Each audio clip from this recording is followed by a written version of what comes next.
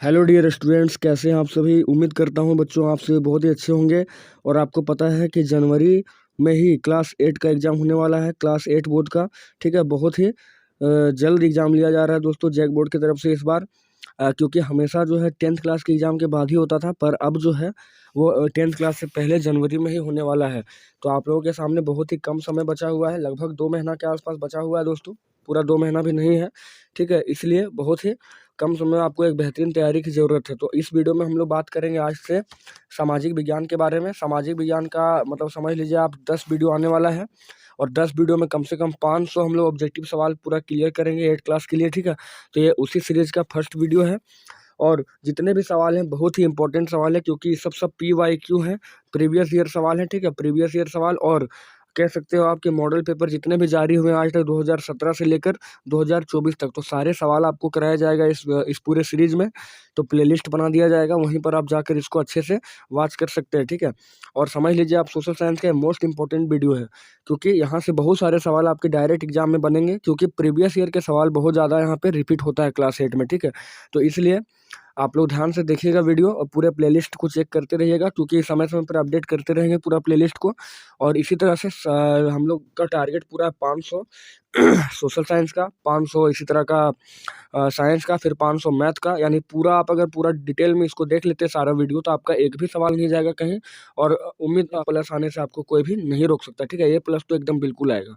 तो चलिए हम लोग आज फर्स्ट वीडियो जो होगा इसको स्टार्ट करते हैं, वीडियो नंबर 1 को। ठीक है, देखिए क्या है पहला सवाल कि भारत के अंतिम वायसराय कौन थे। भारत के अंतिम वायसराय कौन थे। ठीक है, तो ऑप्शन दिया Lord Cornwallis, Lord Mountbatten, Lord Minto और लॉर्ड विलियम बेंटिक। तो अंतिम वायसराय जो थे वो लॉर्ड माउंटबेटन थे। पहला का आंसर होगा बी। आगे सेकंड सवाल है कि 22 अक्टूबर 1764 ईस्वी को बक्सर युद्ध में अंग्रेजी सेना का नेतृत्व कौन किया। बक्सर युद्ध में अंग्रेजी सेना का नेतृत्व कौन किया था, तो किया था कैप्टन मुनरो। ठीक है, आगे तीसरा सवाल है कि टीपू सुल्तान किस राज्य से संबंध रखते थे।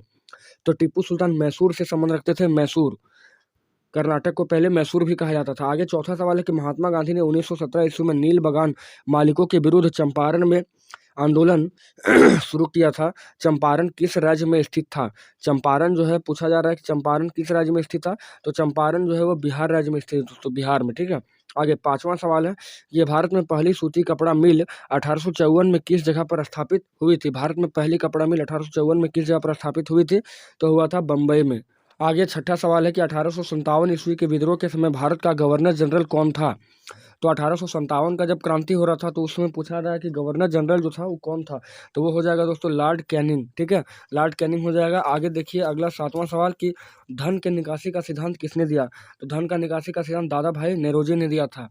आगे है आठवां सवाल कि लॉर्ड कर्जन ने 16 अक्टूबर 1905 को किस राज्य का विभाजन किया था, तो वो किया था बंगाल का। ठीक है, पूर्वी बंगाल और पश्चिमी बंगाल करके इसको बना दिया गया था। आगे है 9वां नंबर, इनमें से कौन अनवीकरणीय संसाधन है। ठीक है, इनमें से कौन अनवीकरणीय संसाधन का उदाहरण नहीं है दोस्तों पूछा है।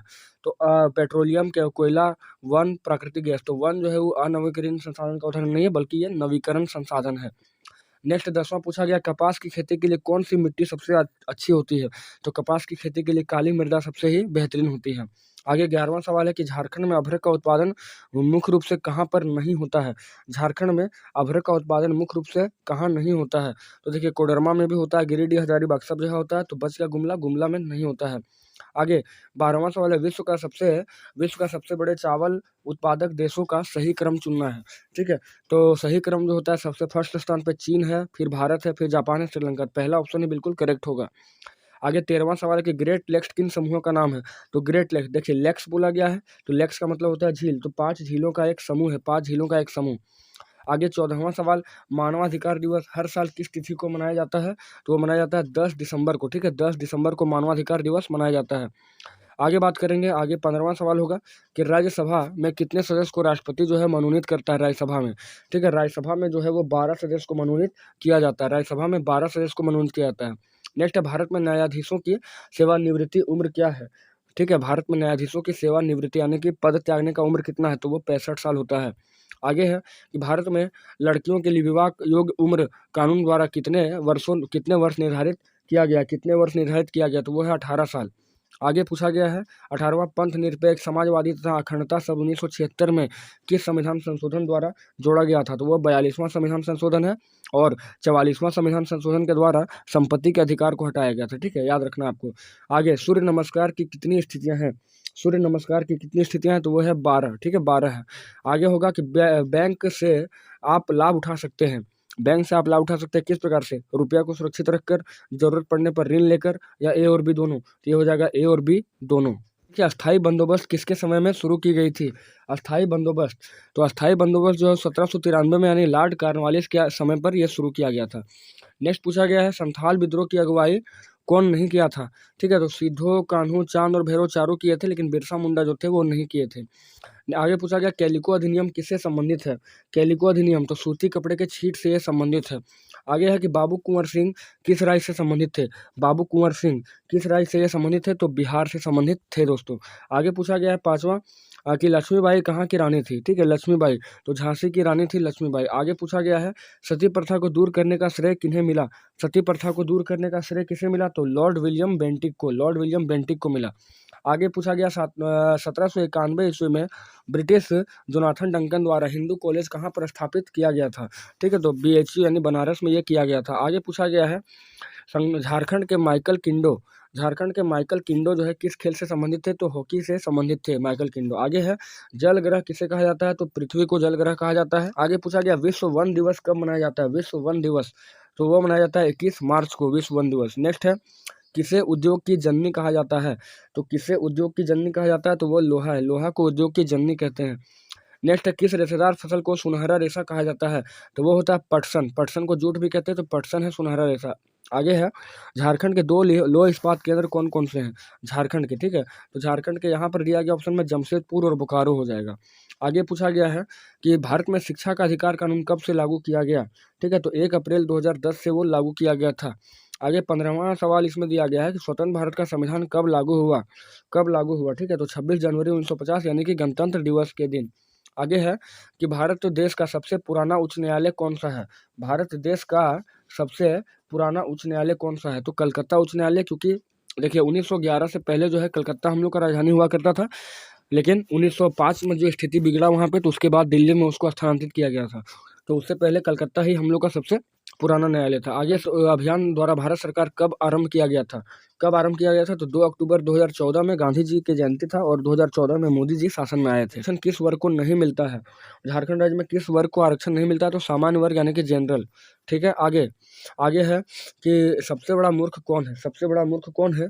तो देखिए जो मनुष्य मूर्ख है और लोग उसे मूर्ख मानते हैं, ये, या जो मनुष्य मूर्ख है और शांत रहता है, या जो मनुष्य मूर्ख है और अपने को ही ज्ञानी समझता है? तो बी नंबर बिल्कुल सही होगा। जो मनुष्य मूर्ख है और अपने को ज्ञानी समझता है वही सबसे बड़ा मूर्ख है। आगे है कि मित्र व शत्रु पैदा होते हैं किससे? तो मित्र व शत्रु पैदा होते हैं व्यवहार से। ठीक है, कि किस कारण से रानी चेन्नम्मा ने अंग्रेजों के विरुद्ध पूरा हथियार उठाकर आंदोलन किया था? तो हुआ था कित्तूर पर कब्जा के लिए। कित्तूर पर कब्जा करने के लिए रानी चेन्नम्मा ने क्या किया था? अंग्रेजों के विरुद्ध हथियार उठा लिया था। आगे नीलांबर और पीताम्बर अंग्रेजों से विद्रोह किया, वे किस समाज के थे? तो वो आपके थे भोक्ता समाज के। ठीक है, नीलांबर और पीताम्बर भोक्ता समाज के थे। नेक्स्ट है स्पिनिंग जेनी क्या है? स्पिनिंग जेनी मशीन क्या है? ठीक है, तो ये है परंपरागत तकलियों की उत्पादकता बढ़ाने वाला मशीन, और अगर ये काम करता है तो बहुत कम व्यक्ति में ही इसका काम बहुत ज़्यादा व्यक्ति के आसपास किया जा सकता है। आगे पूछा गया HEC अभियंत्रण संयंत्र झारखंड राज्य के किस शहर में स्थित है? तो वो है आपका रांची में। ठीक है, HEC जो है रांची में है। आगे है तात्या टोपे सेनापति थे किसके? तो तात्या टोपे नाना साहेब के जो थे वही सेनापति थे। नेक्स्ट पूछा गया है कि ब्रिटिश शासन के विरुद्ध राष्ट्रीय स्तर पर माहौल बनाने हेतु कांग्रेस की स्थापना कब की गई? तो कांग्रेस की स्थापना 28 दिसंबर 1885 को की गई थी। और आप लोग कमेंट करके बताइएगा कि कहाँ पर किया गया था, सबसे पहले इसका अध्यक्ष कौन था और किसके द्वारा कराया गया था? तो किसके द्वारा कराया गया था? ये A.O. ह्यूम के द्वारा किया गया था। एक अवकाश प्राप्त ब्रिटिश अधिकारी थे ये।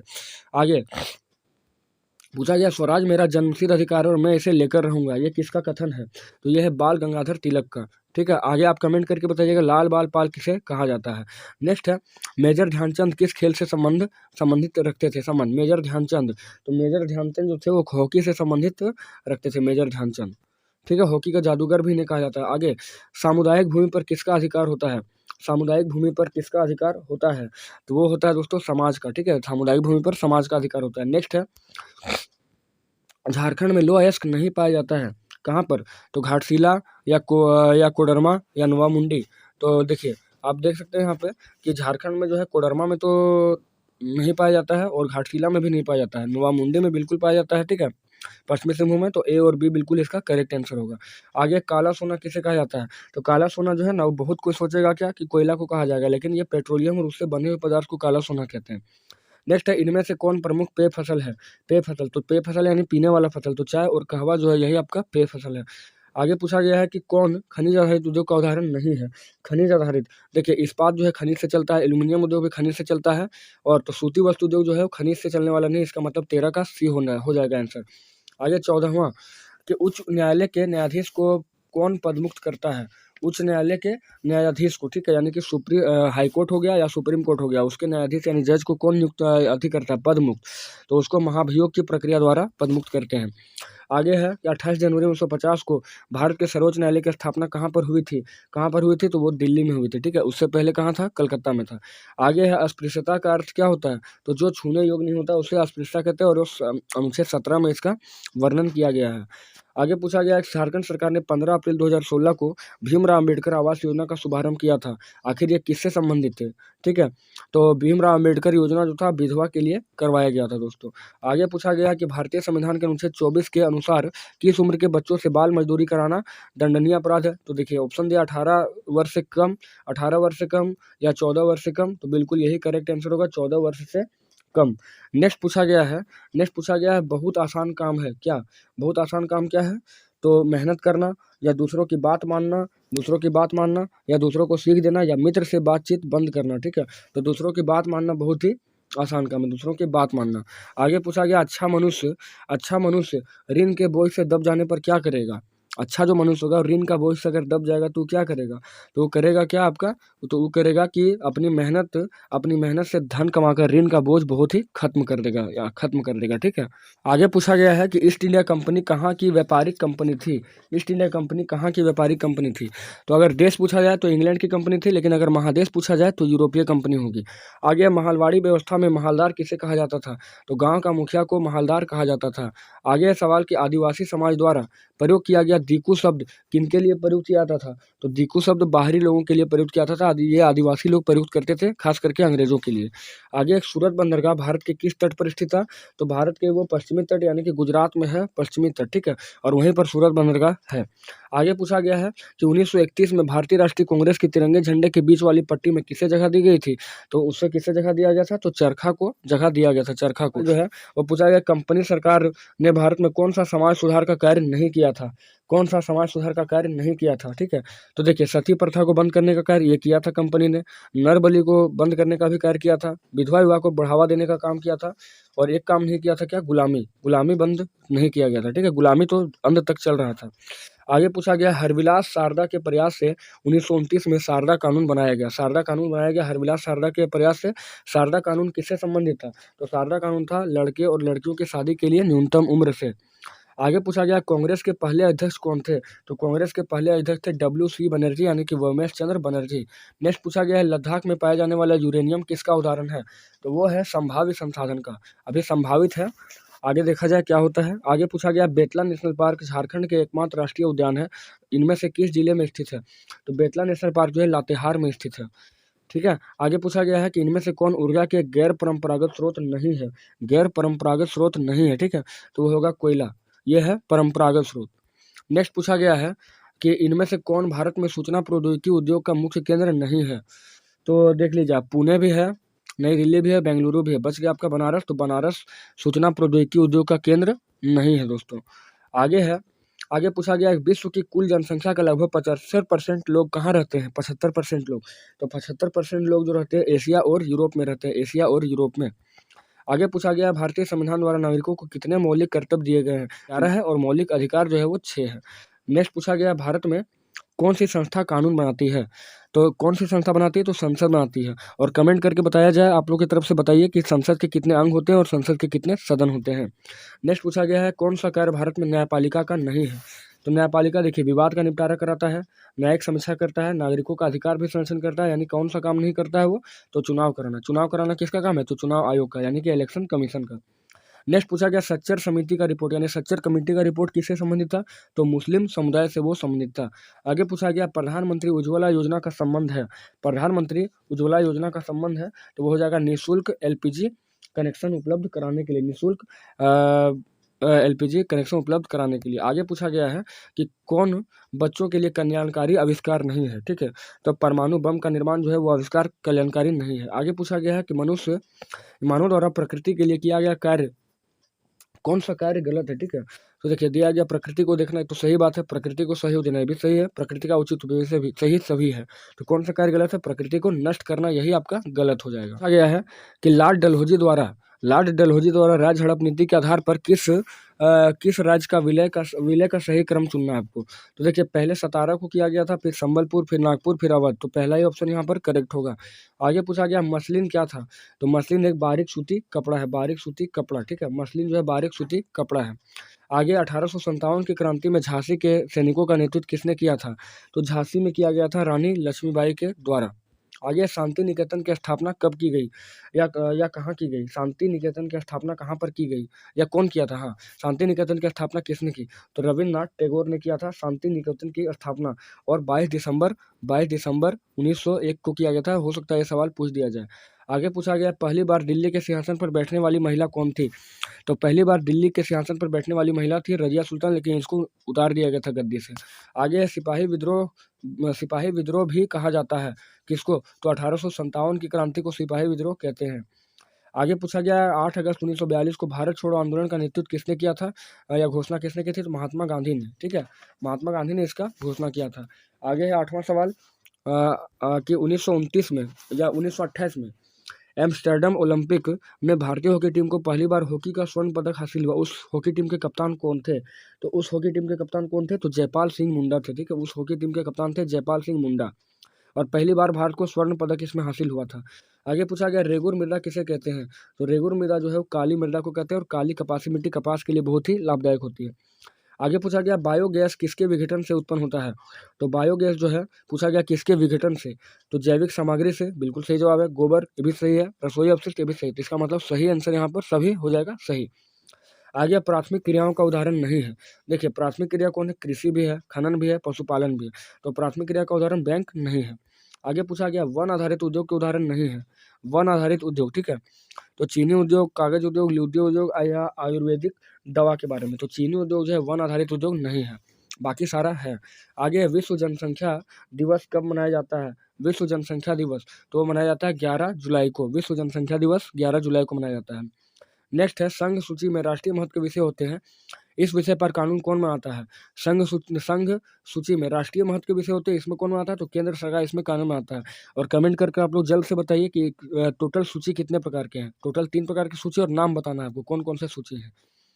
फिर है स्वतंत्र भारत में प्रथम आम चुनाव कब हुए थे, स्वतंत्र भारत में प्रथम आम चुनाव कब हुए थे, तो आम चुनाव 52 में हुए थे, 1952 में, और जनगणना की बात किया जाए तो 1951 में जनगणना हुआ था। आगे भारत में शीर्ष अदालत कौन है, यानी सबसे ऊंचा अदालत कौन है, तो सुप्रीम कोर्ट यानी कि उच्चतम न्यायालय है। आगे झारखंड की आबादी में आदिवासी कितने परसेंट हैं, झारखंड की आबादी में आदिवासी जो है वो लगभग 26% के आसपास है, 26.2% है, ठीक है, पुराने डेटा के आधार पे। आगे पूछा गया है कि सरकार द्वारा नागरिकों को कौन सा जन सुविधा उपलब्ध नहीं कराया जाता, कौन सा, तो यानी कि देखिए शिक्षा तो कराया जाता है, पेयजल व स्वच्छता की भी सुविधा होती है, आजीविका के अवसर भी होते हैं, यानी विद्रोह का व्यवस्था नहीं किया गया है। नेक्स्ट है कि किन विद्वानों ने अपनी रचना में प्रकृति की उपासना की है, तो वो हो जाएगा सुमित्रा नंदन पंत, ठीक है, सुमित्रा नंदन पंत ने इसमें ये किया था। आगे निर्मल हृदय नामक संस्था की स्थापना किसने किया, निर्मल हृदय नामक संस्था की स्थापना किसने किया, तो मदर टेरेसा ने किया था, मदर टेरेसा ने, और वो किया गया था 22 अगस्त 1952 को किया गया था मदर टेरेसा के द्वारा। तो आज हम लोग बात की है सोशल साइंस का, कम से कम आप देख सकते हैं 100 सवाल, ठीक है, 5 सेट था टोटल और सब पुराने सवाल थे। तो 20, 25, 100 क्वेश्चन आज हम लोग क्लियर किए हैं। और इसी तरह से आपके पास ये वीडियो नंबर 1 है सोशल साइंस का। इसी तरह 10 वीडियो कम से कम आएगा। और अगर आप इतना पूरा कर लेते हैं तो आप आराम से A+ ला सकते हैं 8 क्लास के एग्जाम में, ठीक है। तो चलिए मिलते हैं नेक्स्ट वीडियो में। और चैनल को सब्सक्राइब नहीं किया तो चैनल को सब्सक्राइब करके बेल आइकन को प्रेस कर लीजिए ताकि सारे लेटेस्ट नोटिफिकेशन आपको मिले। तो चलिए मिलते हैं एक बेहतर क्लास में, तब तक जय हिंद जय